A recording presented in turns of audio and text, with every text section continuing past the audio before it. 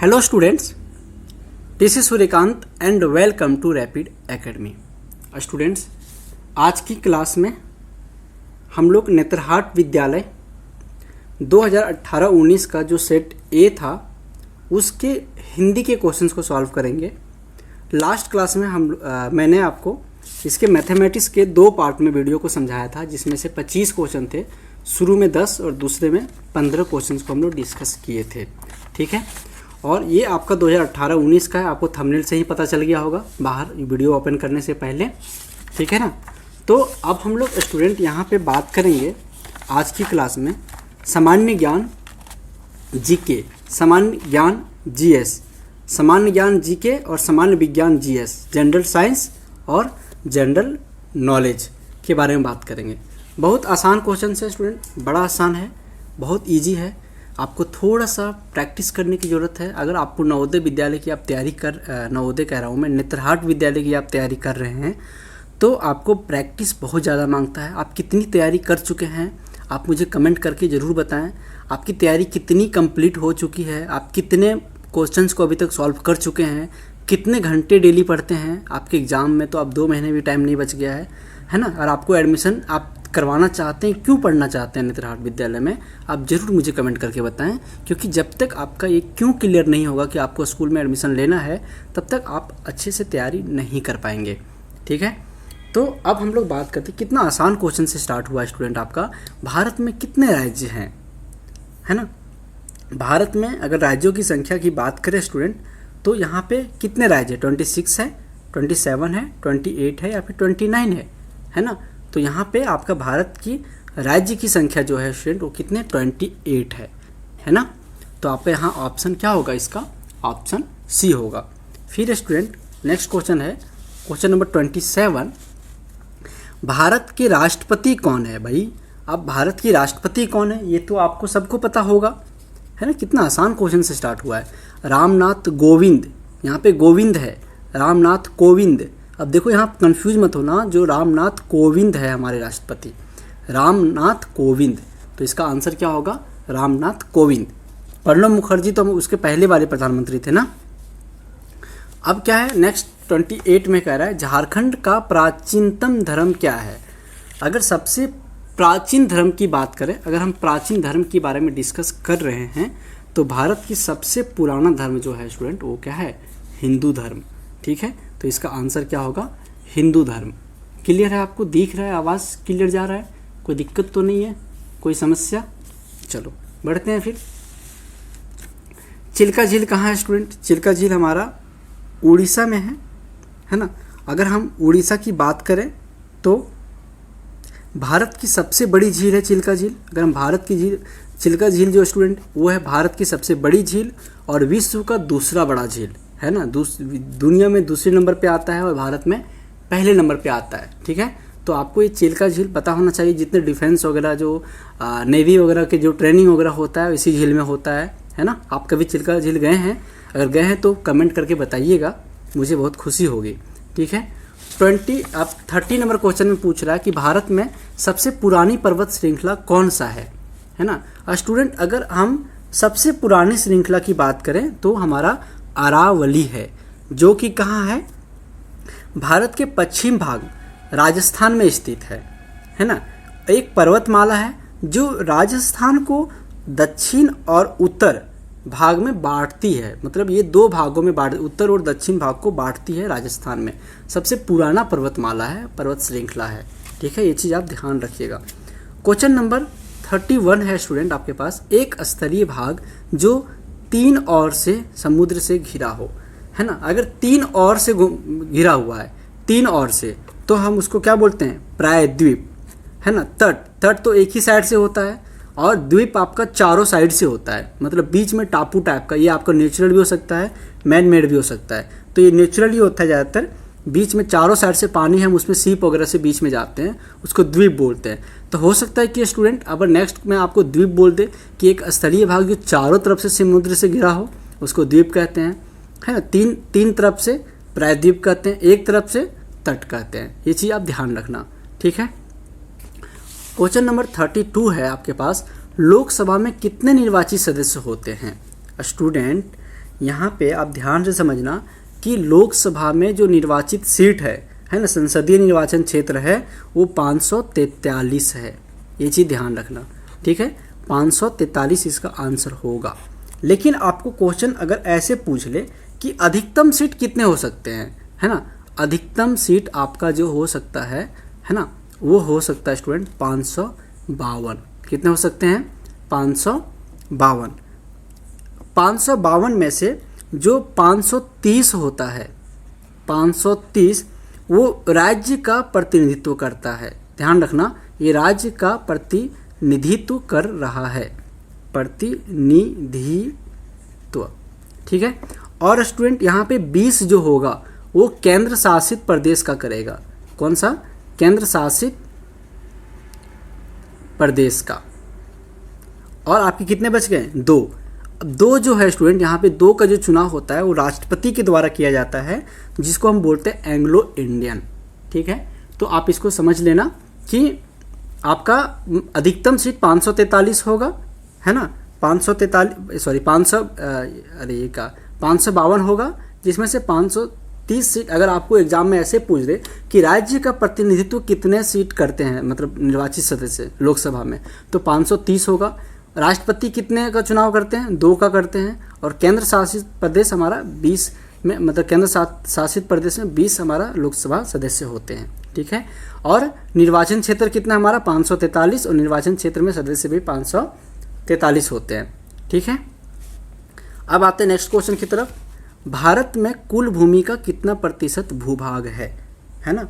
अब देखो स्टूडेंट, भारत का अगर हम कुल क्षेत्रफल की बात करें, क्वेश्चन अगर यहाँ पूछ दे आपको घुमा के कि भारत का कुल क्षेत्रफल कितना है, तो 32,87,263 किलोमीटर स्क्वायर, इतना आपका भारत का कुल क्षेत्रफल है, जिसमें से आपका 24.39 है ना प्रतिशत आपका क्या है, कुल भूमि कितना, मतलब ये भूमि मतलब वनों के अंतर्गत आता है ना। कितने भूभाग? 24.39% आपका वन के अंतर्गत आएगा, लेकिन यहाँ पे 24.20 है, तो आपका यह ऑप्शन ये सही होगा, ठीक है।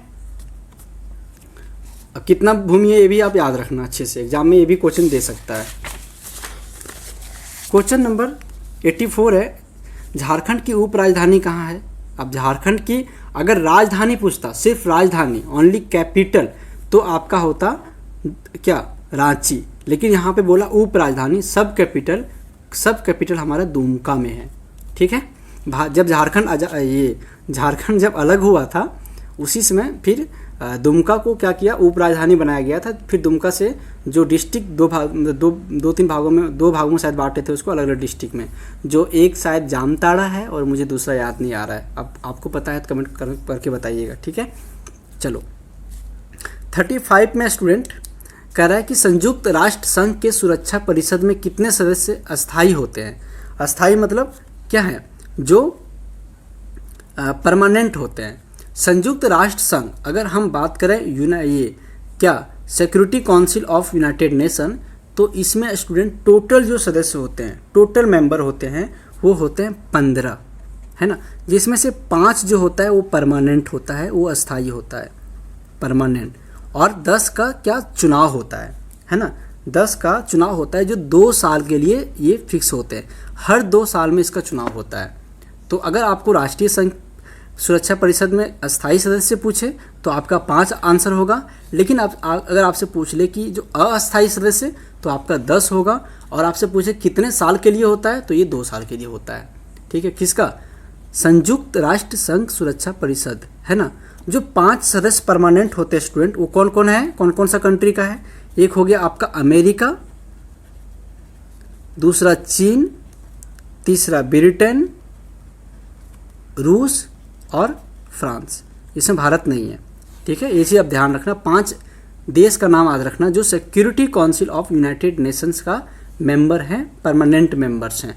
बाकी 10 तो 2 साल के लिए बदलते रहते हैं, ठीक है। फिर है स्टूडेंट आपके पास कि भारतीय फुटबॉल टीम के कप्तान कौन है। अगर भारतीय फुटबॉल टीम के कप्तान अभी प्रेजेंट की बात करें तो आपका सुनील छेत्री है, ठीक है। स्टूडेंट अगर हम क्रिकेट टीम की कप्तान की बात करें तो कौन है? चलो फटाफट अगर क्वेश्चन रिपीट दूसरे टाइप से पूछ ले तो क्रिकेट टीम का आपका कौन है बताइए, नाम बताइए, कमेंट कीजिए, कौन है बताइए? विराट कोहली है ना, विराट कोहली। अच्छा, ऑप्शन यहाँ पे रोनाल्डो का है।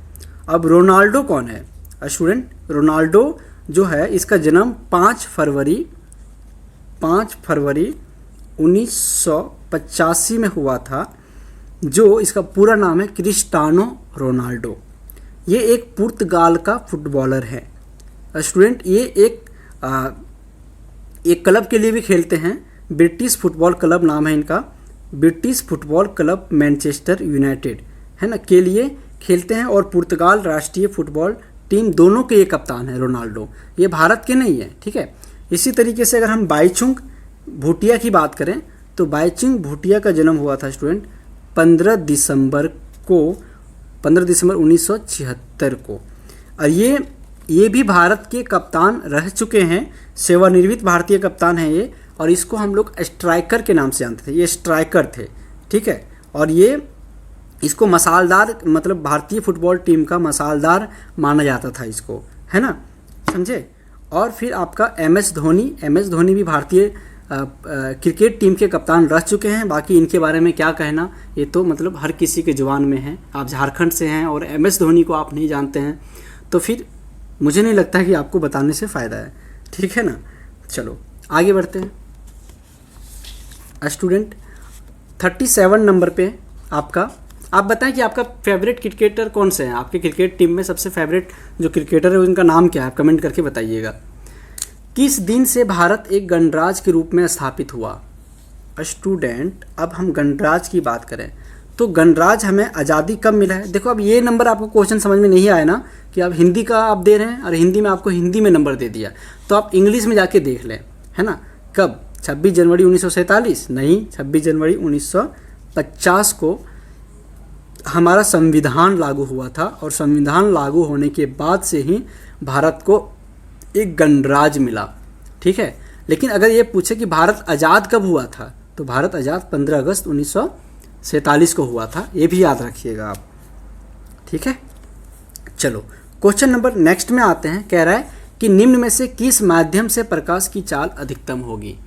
प्रकाश की चाल सबसे ज़्यादा फास्ट किस में चलती है? वैक्यूम में। वैक्यूम मतलब आप उसको हिंदी में क्या बोलिएगा? निर्वात। तो सबसे ज़्यादा जो फास्ट जो चलती है प्रकाश वो निर्वात में चलती है, वैक्यूम में, जहाँ पे हमारा स्पेस है, बिल्कुल खाली जगह है, वहाँ पे इसकी स्पीड होती है 3 × 10⁸ मीटर पर सेकेंड, है ना। उसके बाद दूसरे नंबर पे आता है पानी। पानी में 2.25 × 10⁸ मीटर पर सेकेंड। उसके बाद आता है कांच, है ना। तो कांच में आता है इसका 2 × 10⁸ मीटर पर सेकेंड। उसके बाद आता है रॉक सॉल्ट, ध्यान रखिएगा, रॉक सॉल्ट का स्पीड है 1.96 × 10⁸, है ना। उसके बाद आता है तारपीन तेल, है ना। तारपीन तेल की जो स्पीड है स्टूडेंट वो है 2.04 × 10⁸ मीटर पर सेकेंड, सारे मीटर पर सेकेंड में आएंगे।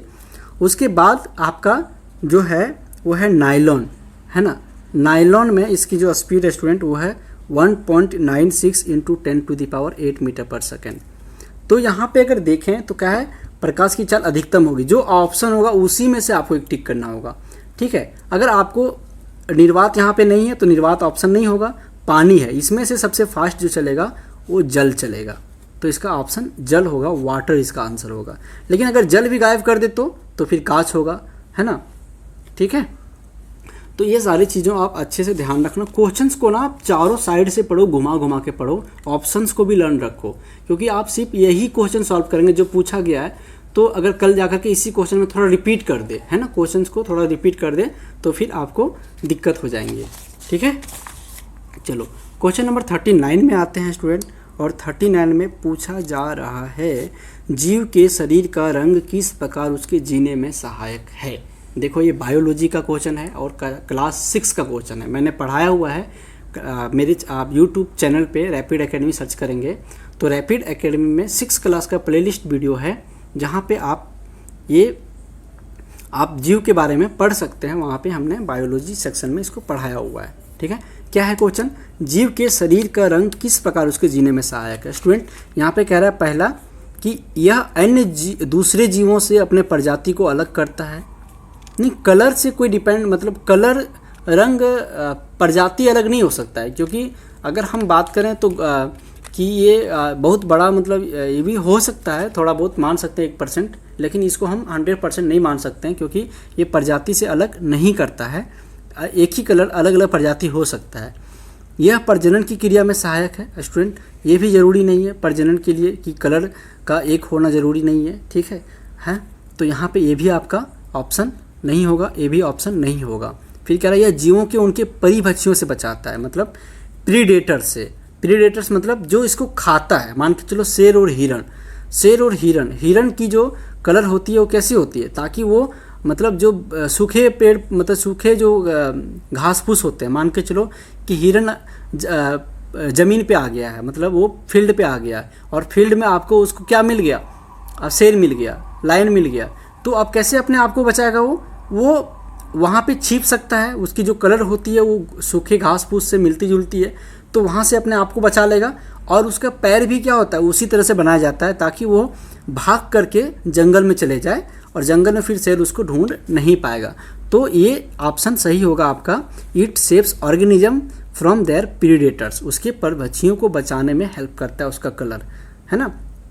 उसकी जो पैर, अगर पैर पूछ दे कि वह पैर, मतलब उसका जो पैर है, उसकी बनावट जो होती है वो किस में काम आती है, तो अलग अलग जीव का अलग अलग उसके जो, जैसे आप ऊँट का ले लो, तो ऊँट में जो बड़े बड़े पैर होते हैं उसके, क्योंकि रेगिस्तान में वो चलते हैं। रेगिस्तान में क्या होता है, धूप जो गर्मी होती है, अगर नीचे उसका पैर रहता है तो उसके पेट में जाके गर्मी लगती है, इसलिए लंबा सा उसका हाइट रहता है, लंबा पैर रहता है, ताकि उसकी गर्मी पेट तक ना पहुंच पाए।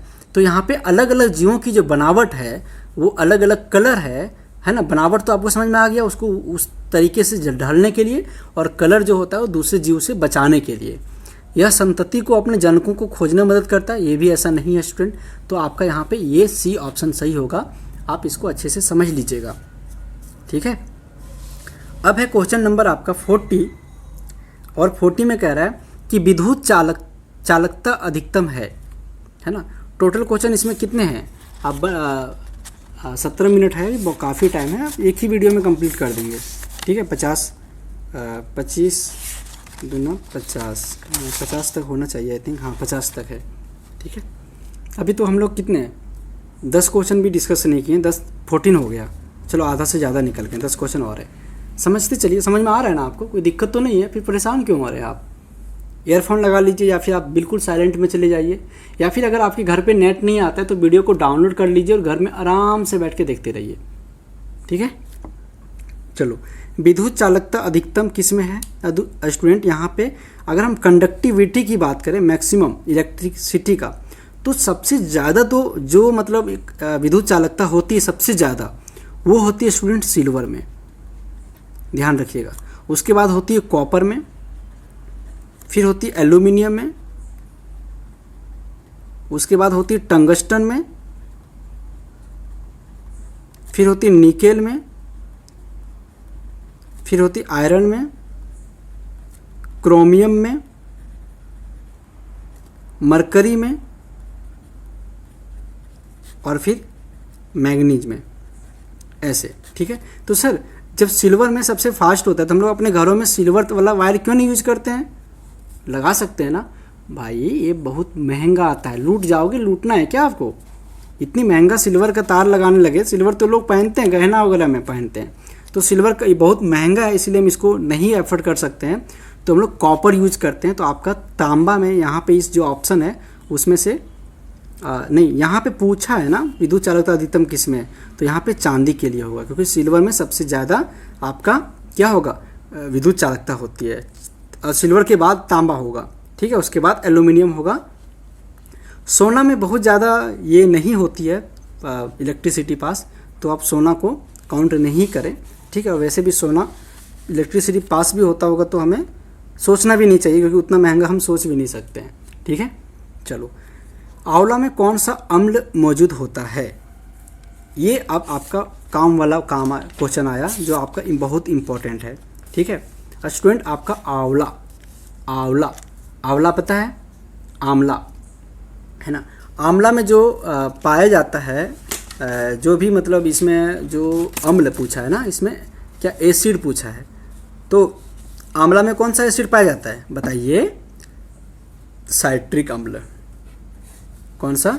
Citric acid. ठीक है, तो अब यहाँ पे ध्यान देने वाली बात ये है स्टूडेंट कि अगर ये आंवला, इस क्वेश्चन में तो आंवला पूछ दिया है, लेकिन कल जाकर के आपसे पूछ दे कि बेटा बताओ नींबू और संतरे में कौन सा अम्ल पाया जाता है ना, नींबू या फिर संतरे में। अब इसको आपको पता है, कमेंट करके बताइएगा। नींबू संतरे में सिट्रिक अम्ल, ध्यान रखिएगा, ये भी क्वेश्चन आ सकता है, ये भी इम्पोर्टेंट है आपके लिए। नींबू संतरे में आप नोट्स बना रहे हैं नहीं, आप कॉपी में लिखते जाइए सारा, एग्जाम के टाइम में आप पहले से रिवीजन करते रहिए। नींबू में सिट्रिक अम्ल। स्टूडेंट संतरा में कौन सा पाया जाता है? संतरा में आपका सिट्रस अम्ल, लिखते जाइएगा, सिट्रस अम्ल। ठीक है, अंगूर में आपका टार्ट्रिक, और भी बहुत सारे होते, कुछ कुछ हम बता देते हैं जो इम्पोर्टेंट है। टमाटर में साइट्रिक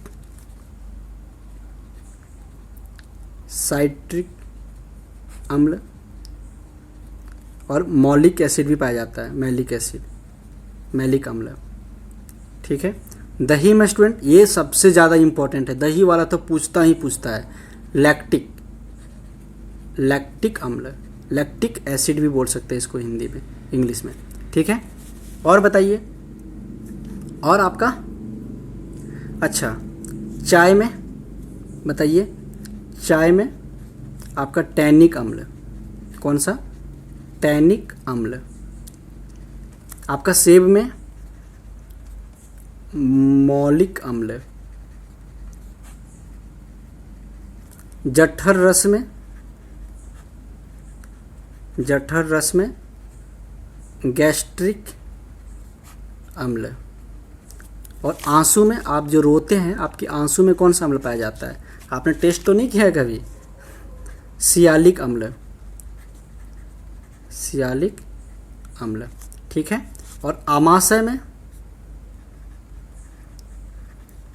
आमाशय में आपका हाइड्रोक्लोरिक अम्ल, मतलब सबसे खतरनाक वाला HCl। ठीक है, अच्छा इसको याद कैसे रखेंगे स्टूडेंट? आप देखना, यहाँ पे ध्यान देना, यहाँ पे आ रहा है चाय, टैनिक अम्ल, मतलब आप चाय अपने टॉनिक के रूप में लेते हैं, ध्यान रखिएगा, टॉनिक के रूप में चाय पीते हैं तो आपका चाय फॉर टॉनिक, टैनिक अम्ल। सेब स्टूडेंट, सेब जब खरीदने के लिए आप जाते हैं तो थोड़ा मोल भाव करते होंगे, भैया थोड़ा कम लगा दो, 10 रुपया कम कर दो भैया, तो मोल भाव करते हैं, दैट मीन्स सेब में मौलिक अम्ल। कुछ ट्रिक है मेरे पास, मैं बता दे रहा हूँ आपको। जठर रस में स्टूडेंट, जठर रस को कैसे याद रखेंगे? ये जठर है ना, ये गेस्ट ठहर, मतलब जठर है ना, गेस्ट ठहर मतलब गैस्ट्रिक अम्ल है ना, गेस्ट ठहर रहा है, जठर, आपके घर पे गेस्ट आकर के रुक रहे हैं। ठीक है, तो गैस्ट्रिक। ठीक है, गैस्ट्रिक। आंसू में सियालिक अम्ल है, तो आंसू को आप शिवालिक नाम रखिए, शिवालिक, आंसू से शिवालिक है ना, आंसू शिवालिक। ठीक है, आमाशय में अम्मा से डर, ऐसे रखो, अम्मा से डर मतलब हाइड्रोक्लोरिक एसिड। ठीक है, चलो आपको ये सारी चीज़ क्लियर हो गया। अब आते हैं स्टूडेंट हम लोग क्वेश्चन नंबर 42 में। 42 में आपको जो पूछा जा रहा है वो क्या है? निम्न में से कौन सा जानवर वृक्षभाषी है? वृक्षभाषी कौन सा है स्टूडेंट? वासी मतलब क्या है? जो वृक्ष पे रहते हैं, गिलहरी होगा इसका ऑप्शन, क्योंकि हिरण वृक्ष में नहीं रहते, जंगल में रहते हैं, जेबरा भी जंगल में, बाघ भी जंगल में। तो वृक्षवासी मतलब वृक्ष पर चढ़ के रहने वाला कौन सा है? गिलहरी। ये भी आंसर बहुत आसान था, मतलब आपका GS GK बहुत इजीली हो जाएगा, थोड़ा सा पढ़ के जाइएगा। अब यहाँ पे आपको समझने वाला एक कॉन्सेप्ट है, साइंस का क्वेश्चन है। ठीक है, कह रहा है कि जब जल 0 डिग्री सेल्सियस से 10 डिग्री सेल्सियस बढ़ता है, गर्म किया जाता है, तो जल का घनत्व मतलब जल का डेंसिटी के बारे में बात हो रही है। स्टूडेंट यहाँ पे ध्यान देना, आपका वाटर है ये, है ना, एक वाटर, यहाँ पे वाटर से समझाते हैं, बढ़िया से समझिएगा। अगर आप इसको समझ जाइएगा तो आपका ये क्वेश्चन, ऐसा क्वेश्चन अगर उल्टा करके भी दे दे कि ठंडा किया जाता है तो घनत्व क्या होता है, तो आपको अच्छे से समझ में आ जाएगा। देखो वाटर मान के चलो एक बर्फ़ का टुकड़ा है, ऐसे समझो कि ये वाटर है या फिर बर्फ़ का टुकड़ा है। अगर हम उसको हीट करेंगे, है ना, यहाँ पे एक बर्फ़ का टुकड़ा है और हम इसको क्या कर रहे हैं, हीट कर रहे हैं, ठीक है, हीट कर रहे हैं। तो स्टूडेंट अगर एक बर्तन पे यहाँ पे है ये, अगर हम इसको हीट करेंगे तो ये धीरे धीरे फैलेगा, पिघलेगा कि नहीं पिघलेगा, सो बताओ। पिघलेगा मतलब ये एक्सपेंड करेगा, मतलब फैलेगा, है ना। जब ये फैलेगा स्टूडेंट, अभी ये कम जगह को ऑक्यूपाई कर रहा था, कम जगह ले रहा था, लेकिन जैसे ही ये फैला तो ये जगह ज़्यादा लेगा, जगह फैलेगा कि नहीं फैलेगा, है ना। तो इसकी वॉल्यूम क्या होगी स्टूडेंट, वॉल्यूम बढ़ेगी, है ना। इसकी वॉल्यूम मतलब इसका क्या बोलेंगे उसको, आयतन, है ना, इसका आयतन क्या होगा, बढ़ेगा। ध्यान रखना, ऐसे समझना आप। अगर हम पानी को गर्म करेंगे तो ये फैलेगा तो वॉल्यूम मतलब आयतन इसका बढ़ेगा, और बढ़ेगा तो इसकी साइज भी बढ़ेगी, क्योंकि पहले साइज सिकुड़ के था, अब ये साइज बढ़ने लगा, मतलब इसका आकार बढ़ेगा। और आकार बढ़ेगा तो इसको ज़्यादा स्पेस चाहिए रहने के लिए, है ना, ज़्यादा जगह चाहिए कि नहीं, मोर स्पेस टेक करेगा, ये मोर स्पेस टेक करेगा, है ना। और जब मोर स्पेस टेक करेगा स्टूडेंट, तो इसकी जो डेंसिटी होगी, जो घनत्व होगा, वो जितना ज़्यादा फैलेगा। एक मान के चलो गैस का सिलेंडर है, तो गैस को सिलेंडर को इतने ही जगह में आपको 15 kg का गैस को दबा के कंप्रेस्ड करके रखा जाता है, मतलब डेंसिटी यहाँ पे ज़्यादा होता है, समझना। लेकिन जैसे ही गैस को हम पूरा रूम में छोड़ दिए तो उसकी डेंसिटी जो होती है, उसकी जो घनत्व होती है, वो पूरा फैल जाती है। उसको जितना ज़्यादा जगह मिलेगा उतना उसकी दबाव क्या होगा, कम होगा, उसकी डेंसिटी उतना ही कम होगा। तो मगर इस यहाँ क्या समझें कि अगर पानी को हम गर्म करेंगे तो इसकी घनत्व कम होगा, ठीक है, क्योंकि जगह फैलेगा तो घनत्व कम होगा। लेकिन अगर हम पानी को कूल करेंगे, उल्टा क्वेश्चन दे दिया, मान के चलो यहाँ तो आपको पता चल गया सर बढ़ता है ना, बढ़ता नहीं है, घटता है। इसका आंसर क्या होगा, घटता है होगा, यहाँ पे इसका घटता है, ऑप्शन बी होगा, मतलब डिक्रीजेज। अब यहाँ पे समझना, ये था गर्म करने के केस पे। अगर यही आपको घनत्व ना पूछ करके आपको पूछ लेता वॉल्यूम बढ़ेगा कि घटेगा, तो गर्म करने से वॉल्यूम बढ़ती है, वो ज़्यादा जगह घेरेगा तो ज़्यादा आयतन लगेगा, ठीक है। इसी तरीके से अगर इसका उल्टा आपको पूछे कि अगर वाटर को हम कूल करते हैं, 10 डिग्री से 0 डिग्री हो गया, तब यहाँ पे वॉल्यूम कम होगा, साइज भी कम होगा, ये कॉन्ट्रैक्ट करेगा, साइज कम होगा, कम जगह लेगा, कम स्पेस चाहिए, और डेंसिटी फिर बढ़ जाएगा, ठीक है। ऐसे समझना, आपको समझ में आ गया। चलो नेक्स्ट आगे बढ़ते हैं, ठीक है। क्वेश्चन नंबर आगे है, क्वेश्चन नंबर 44, कौन सा रक्त समूह सार्वभौमिक होता है। अब देखो यहाँ पे सिर्फ इसने पूछा है कि कौन सा रक्त समूह सार्वभौमिक होता है। अब क्वेश्चन आप यहाँ पे पूरा रक्त के समूह के पूरा चीज़ को समझ लीजिए। जो ब्लड ग्रुप होता है हमारा, है ना, वो ब्लड ग्रुप होता है ए, एक ब्लड ग्रुप होता है बी, और एक होता है ए बी, और एक होता है ओ। 4 ब्लड ग्रुप होता है। यहाँ पे समझिएगा, आप पॉजिटिव नेगेटिव की हम बात अभी नहीं कर रहे हैं, सर वो पॉजिटिव मेरा है, वो नेगेटिव मेरा है, मेरा ए प्लस है, मेरा बी प्लस है, अभी उसकी बात हम नहीं कर रहे हैं। हम सिर्फ ब्लड ग्रुप की, आप उसको बोलते हैं RH फैक्टर, ठीक है, तो हम उसकी अभी बात नहीं कर रहे हैं, अभी हम सिर्फ ब्लड ग्रुप की बात कर रहे हैं। ये आपका ब्लड ग्रुप है, ब्लड ग्रुप। अब हम यहाँ पे लिखते हैं जो डोनेट कर सकता है, मतलब दे सकता है, मतलब डोनेट कर सकता है। यहाँ पे कोई स्टूडेंट इंग्लिश मीडियम से है क्या, थोड़ा सा मुझे जानना है, कमेंट करके बताइएगा ताकि मैं इंग्लिश वर्ड ज़्यादा यूज करूँ, है ना। या फिर हिंदी मीडियम से, कौन कौन हिंदी मीडियम से है वो भी बताइएगा। फिर यहाँ पे दूसरा है डोनेट, और तीसरा है कैन रिसीव, मतलब कैन रिसीव मतलब ले सकता है, ठीक है। स्टूडेंट यहाँ पे ध्यान दीजिएगा, जो ए है, ए ब्लड ग्रुप क्या कर सकता है, ये अपने वाले को दे सकता है, ए को दे सकता है, और जिसमें से ए है उसको भी दे सकता है, ए बी को भी दे सकता है, ठीक है। लेकिन ये सिर्फ ए से ले सकता है और ओ से ले सकता है, ठीक है। अपने वाले से लेगा और ओ से लेगा। इसी तरीके से बी वाला एक बी को देगा और ए बी को देगा, इसमें बी देखो लास्ट में है तो ए बी को देगा। अपने वाले बी अगर आ रहा है तो देगा। इसी तरीके से ये सिर्फ बी को बी से ले सकता है और ये ओ से ले सकता है।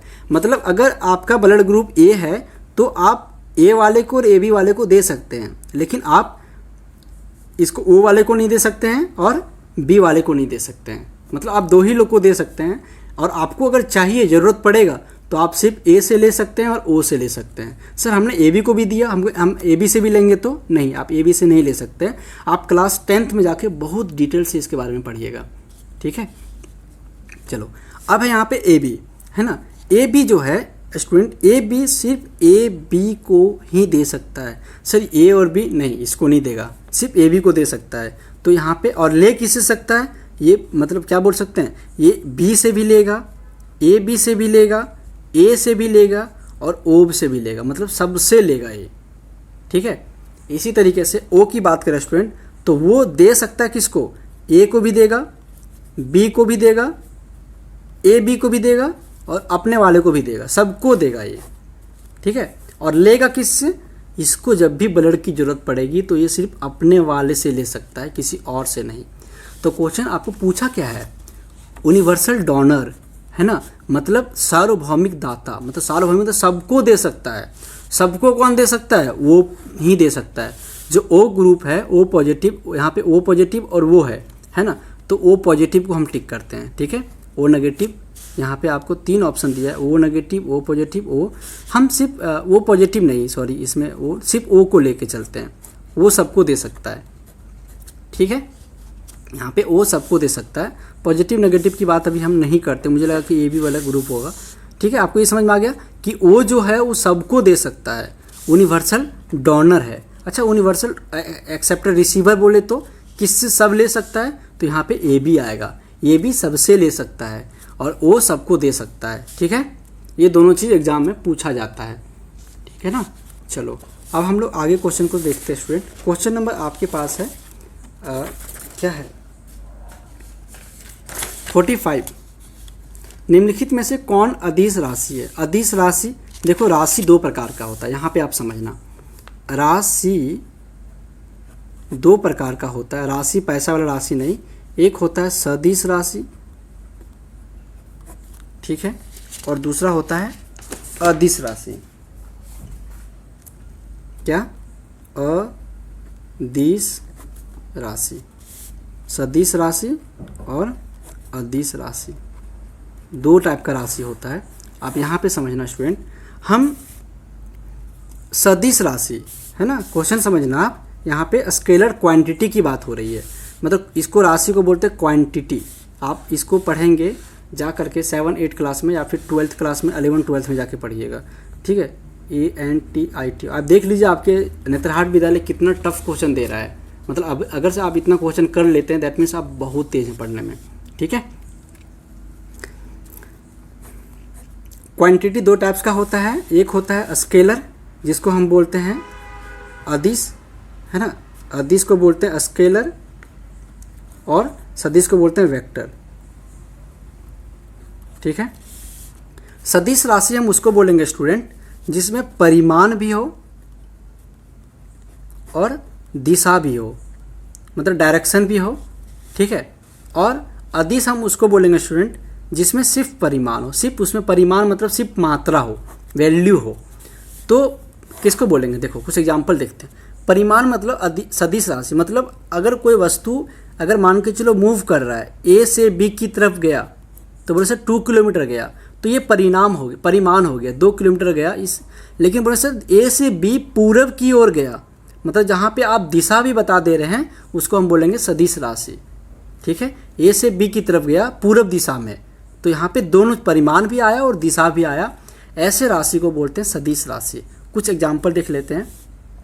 सदिश राशि का एग्जाम्पल जैसे बल जो फोर्स लगा रहे हैं, किस डायरेक्शन में आप लगा रहे हैं फोर्स, ये तो होता है ना, है ना, वस्तु की तरफ, वस्तु के ऑपोजिट बताइएगा।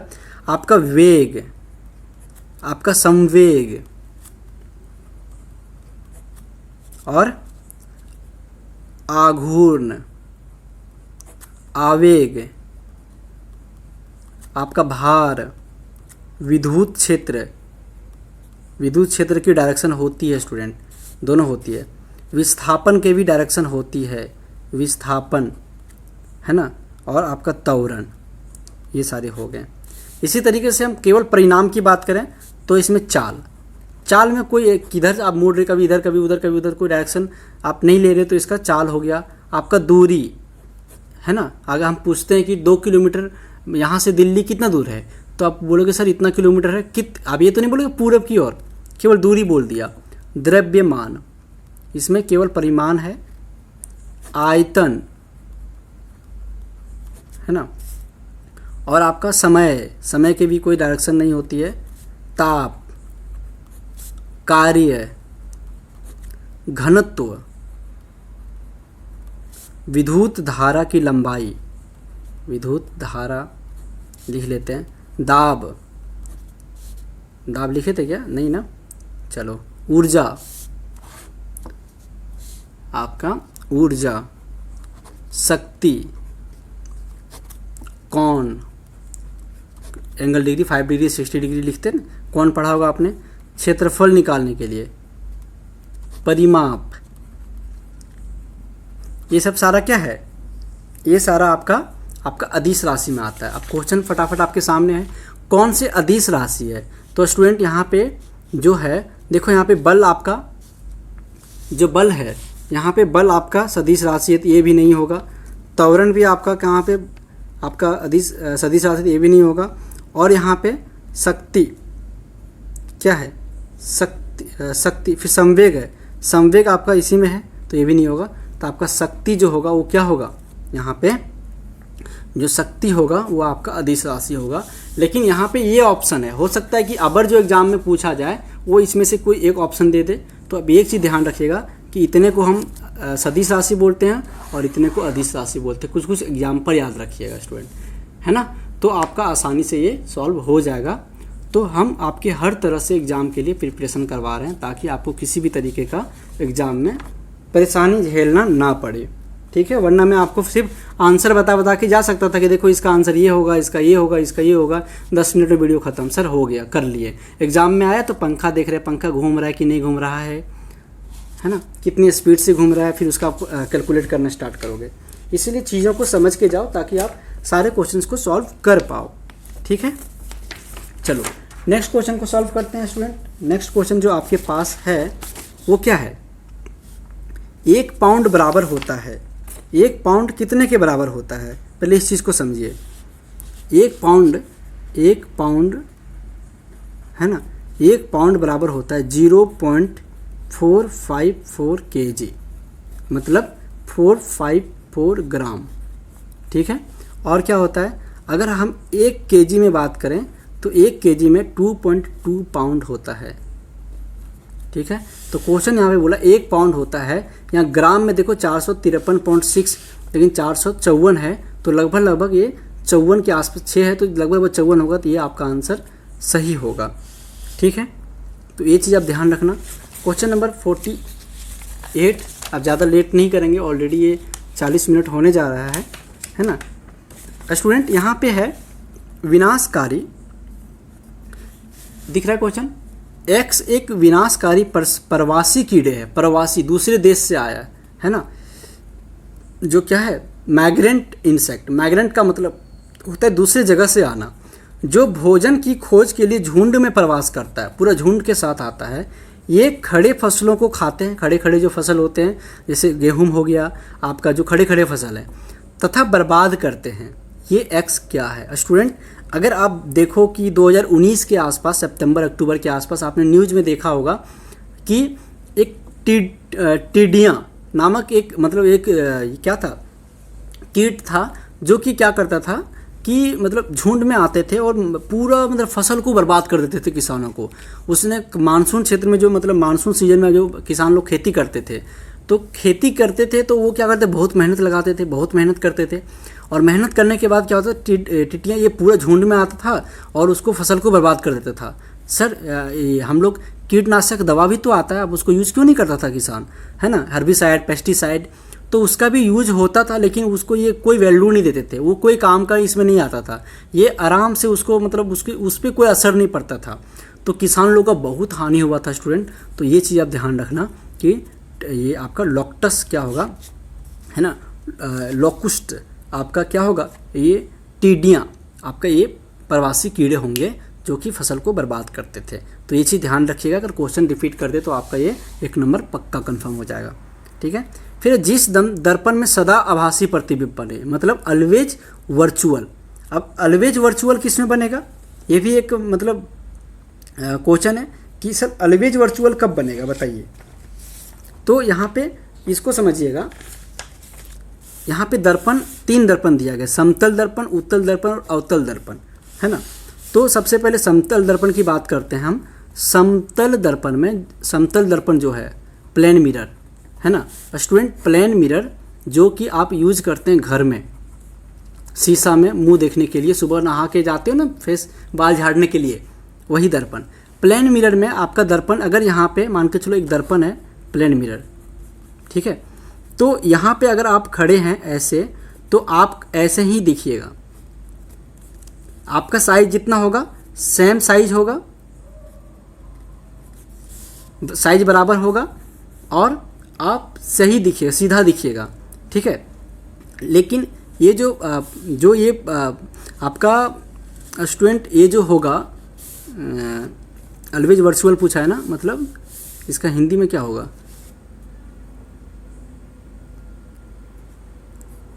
आभासी, ठीक है। तो यहाँ पे क्या है कि ये जो 2 समझ में आ गया, लेकिन यहाँ पे आपका लेफ्ट वाला हैंड आपको यहाँ पे राइट दिखेगा और यहाँ पे दिखेगा, आप शीशा में जाके देखिएगा, अगर आपने नहीं देखा है तो राइट हैंड से कुछ खाइएगा, राइट हैंड से बाल झाड़िएगा तो आपको शीशा में लगेगा आप बायां हाथ से झाड़ रहे हैं, ठीक है। ये समतल दर्पण का हो गया, साइज बराबर होता है, ठीक है। उसके बाद अगर हम दूसरे दर्पण को देखें, दूसरे दर्पण किसको हम देखते हैं, कॉन्वेक्स मिरर को, convex mirror. Convex mirror means आपका यहाँ पे जिसको बोलते हैं उत्तल दर्पण, उत्तल दर्पण। उत्तल दर्पण में आपका स्टूडेंट जो बनेगा वो हमेशा इरेक्ट बनेगा और वर्चुअल बनेगा, ठीक है। और साइज इसका जो बनेगा, आपका जो बनेगा उसमें फोटो, वो साइज छोटा बनेगा, स्मॉल साइज।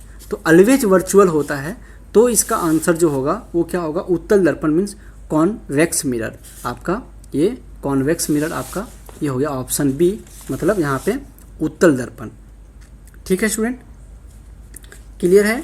अब सर इसको भी समझ लेते हैं, ये कॉन्वेक्स मिरर का हो गया। आप लगे हाथ कॉनकेव का भी बता दो। कॉनकेव मिरर की बात करें हम, कॉनकेव मिरर मीन्स अवतल दर्पण। अच्छा, ये दर्पण कॉन्वेक्स जो होता है ना, वो देखिएगा ये जो ऐसे होता है और इसकी कॉन्वेक्स, इसकी जो कलर होता है अंदर से होता है कलर, है ना, और ये बाहर यहाँ पे रिफ्लेक्टिंग सरफेस आपका ये चीज़ हो गया, ये वाला, है ना। कॉनकेव मिरर में जो होता है स्टूडेंट, ये ऐसे बनता है कॉनकेव, ये बाहर की तरफ कलर होता है, इसका रिफ्लेक्टिंग सरफेस ये वाला होता है। तो ये जो फिगर बनाता है वो आपका अपराइट भी बनाता है और इन्वर्टेड भी बनाता है, ये वर्चुअल ही बनाता है। ये अपराइट बनाएगा तो वर्चुअल बनाएगा, ये इन्वर्टेड बनाएगा तो ये रियल इमेज बनाएगा। ये 2 चीज़ समझिएगा, है ना। अगर ये बिहाइंड बनाएगा, बिहाइंड द मिरर, तो वर्चुअल बनाएगा, अगर ये फ्रंट सामने बनाएगा तो रियल इमेज बनाएगा। ये चीज़ हो गया। अगर ये आपका इनलार्ज है ना, ये इसकी जो फिगर होती है ये आपका मतलब हमने क्या देखा, रियल भी इमेज बनाते हैं और वर्चुअल भी बनाते हैं। इसकी साइज दर्पण से जितना आगे पीछे खींचिएगा ये बड़ा भी होगा, रिड्यूस भी होगा और इसका सेम साइज में भी आके रुक जाएगा। तो इस टाइप के ये होंगे, ठीक है स्टूडेंट। तो आपका ये भी क्वेश्चन क्लियर हो ही गया लगभग। क्वेश्चन नंबर आपका नेक्स्ट है आपका, जंग लगने में किसका होना आवश्यक है। जंग लगना, जंग लगने में जल और हवा दोनों का ज़रूरत पड़ता है, क्योंकि अब देखिएगा आपके घर में जो गेट वगैरह होते हैं तो गेट में जो लगता है वो आपका दोनों का होना ज़रूरी है। तो यहाँ पे जल और हवा क्या होगा, दोनों होगा।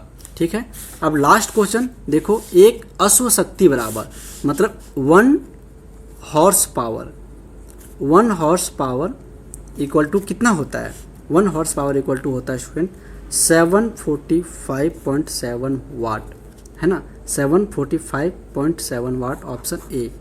ठीक है, 1 हॉर्स पावर इक्वल टू मतलब 7, इसको 746 भी हम काउंट कर लेते हैं कभी कभी वाट्स। ठीक है, 7 को हम 6 भी मान लेते हैं, 746 भी मान लेते हैं।